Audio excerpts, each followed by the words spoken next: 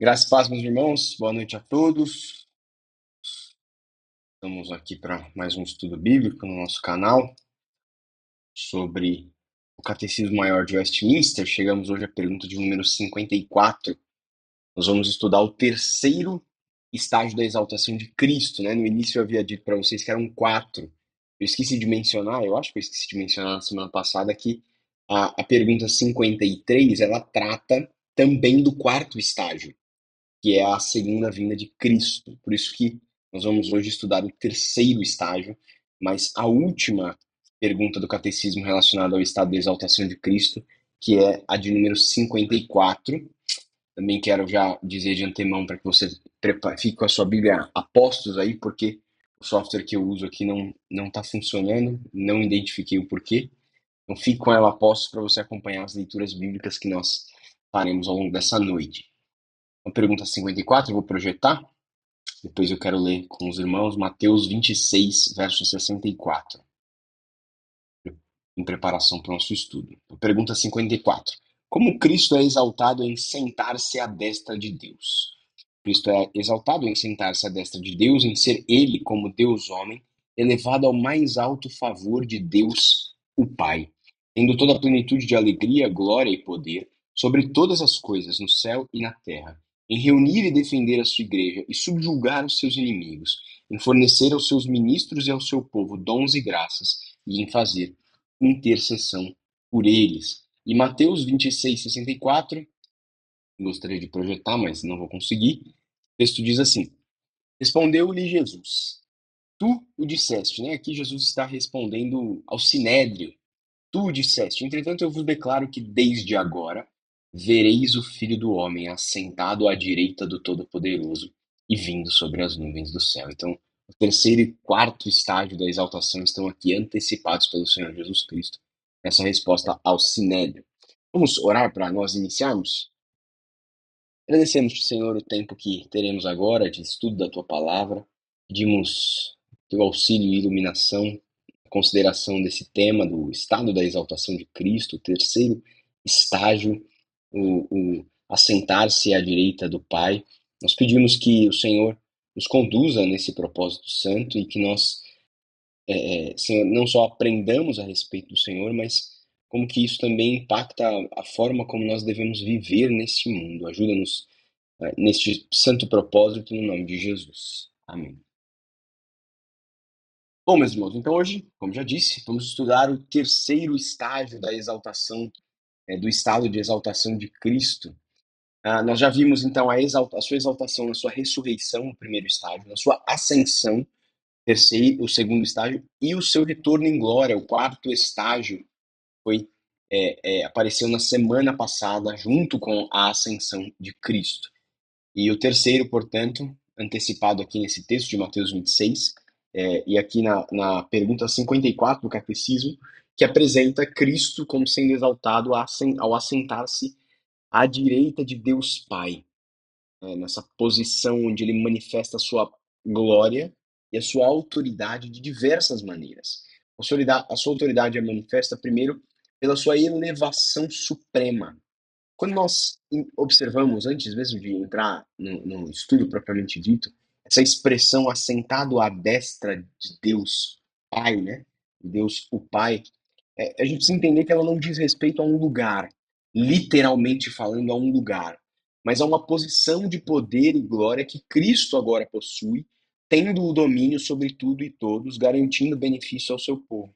Então, se na sua humilhação Cristo foi rebaixado à posição humana mais baixa, sendo servo e sofrendo a morte mais humilhante, né? A morte de cruz, como Deus homem, agora ele é elevado ao mais alto favor, à mais alta posição, recebendo o nome que é acima de todo e qualquer nome. E não tem texto melhor, aquele que nós consideramos ao longo desses últimos 10 estudos, provavelmente, texto de Filipenses 2, de 5 a 11, texto em que Paulo fala exatamente sobre o sentimento de humilhação, né?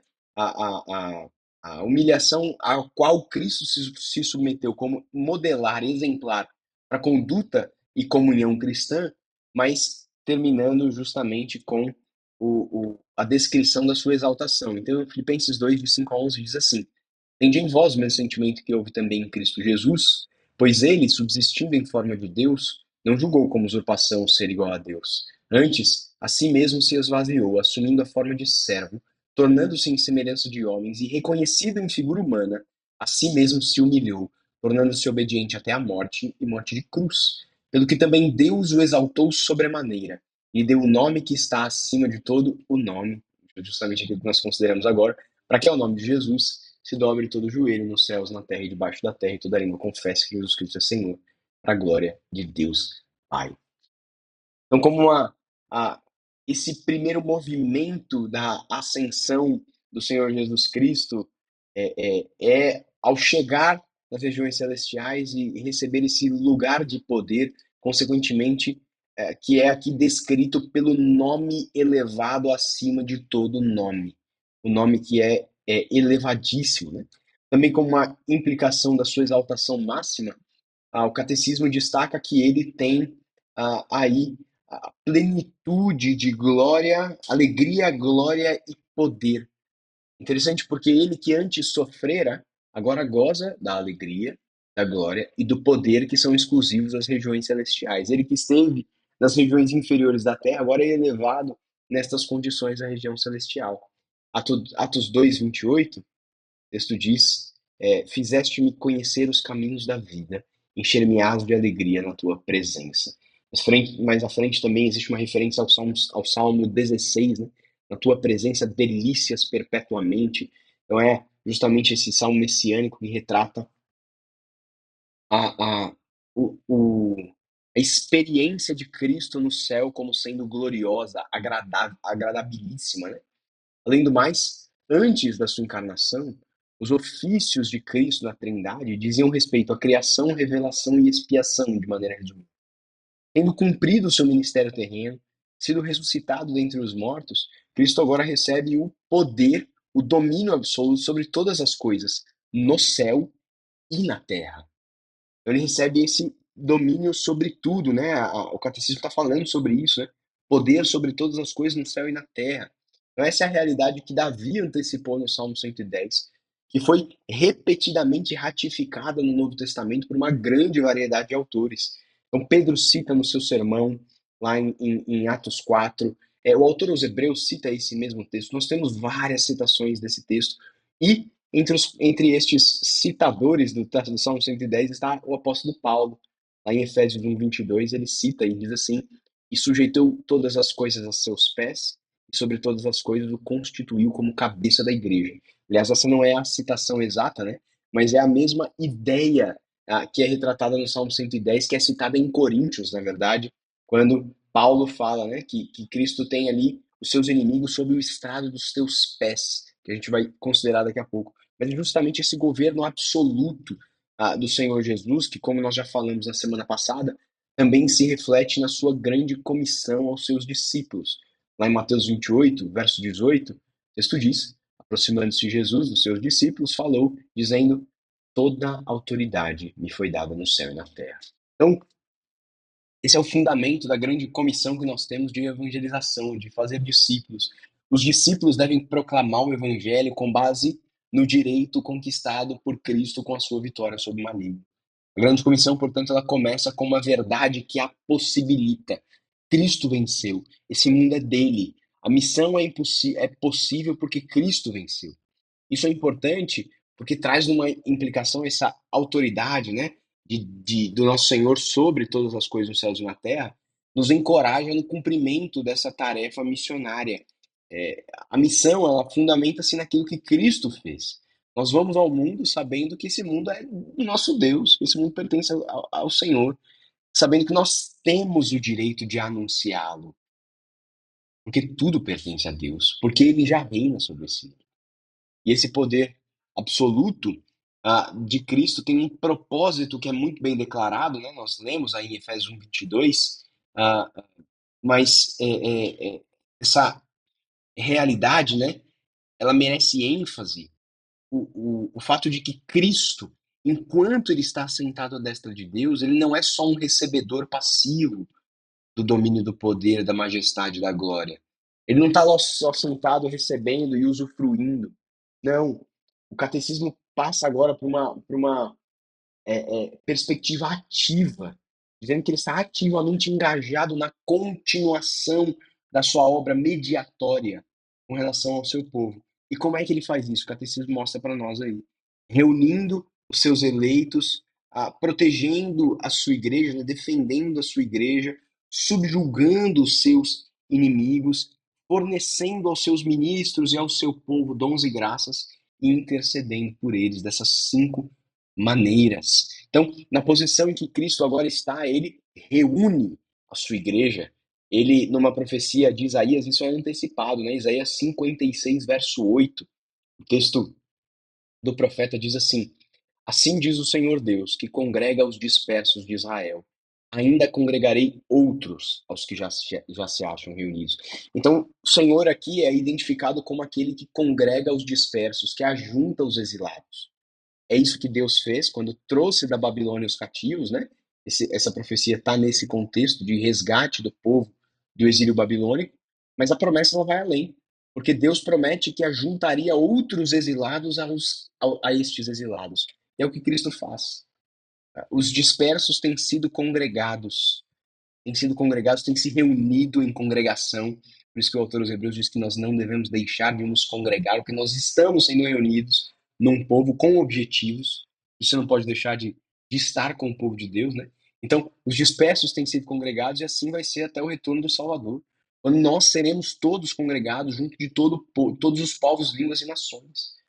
Além do mais, o catecismo diz que o Senhor protege a sua igreja, subjuga os inimigos do evangelho, exerce o seu governo ao vencer aqueles que se opõem ao seu reino, sejam os inimigos declarados, ou sejam os inimigos do evangelho, falsos mestres que pregam um falso evangelho ao povo de Deus. Deus subjuga esses inimigos, os coloca debaixo do estrado dos seus pés, né, como um apoio para os seus pés. E essas duas funções são cumpridas não só extraordinariamente por ele, através do exercício da sua livre vontade, quem sabe na proteção, né, da igreja, no uso dos anjos para o cumprimento desse propósito, mas isso também se dá ordinariamente ao conceder o Senhor dons e graças, né, como o catecismo diz aí, aos seus ministros e ao seu povo para a edificação da igreja.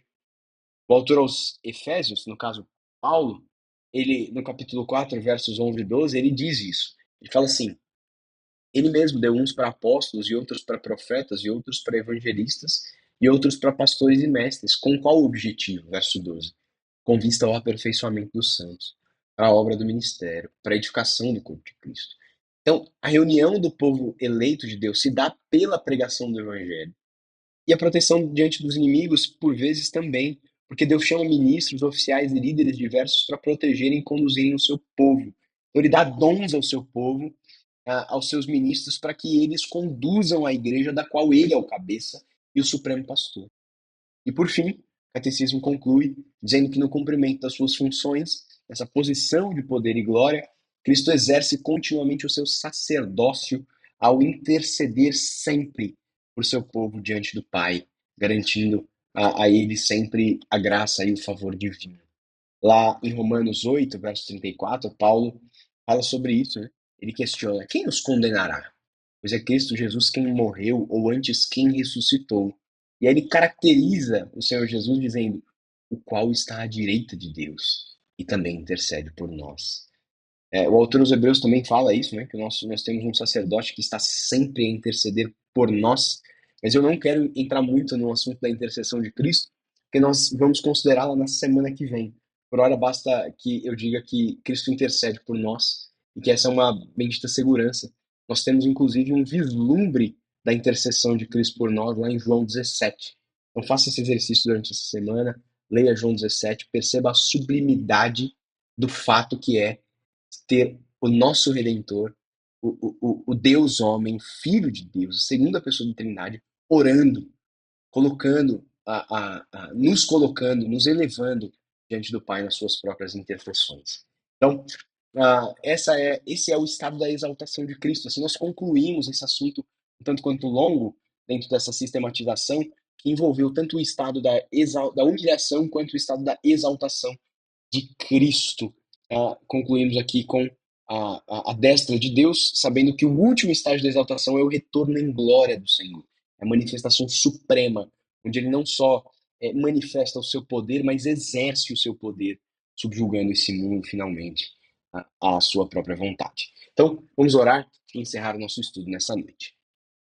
Agradecemos-te, Senhor, pelo tempo que tivemos aqui, que pudemos considerar esse assunto glorioso, pudemos aprender com esse assunto, estas verdades a respeito do nosso Salvador, e assim nós pedimos que o Senhor apreenda essas verdades no nosso coração, para que nós não nos esqueçamos delas, de tal modo que nós, ao lembrar delas, reconheçamos a importância importância da pregação do Evangelho e o coragem que nós podemos ter para pregar o Evangelho, sabendo que Deus nosso Senhor Jesus é quem governa, é quem reina nesse mundo.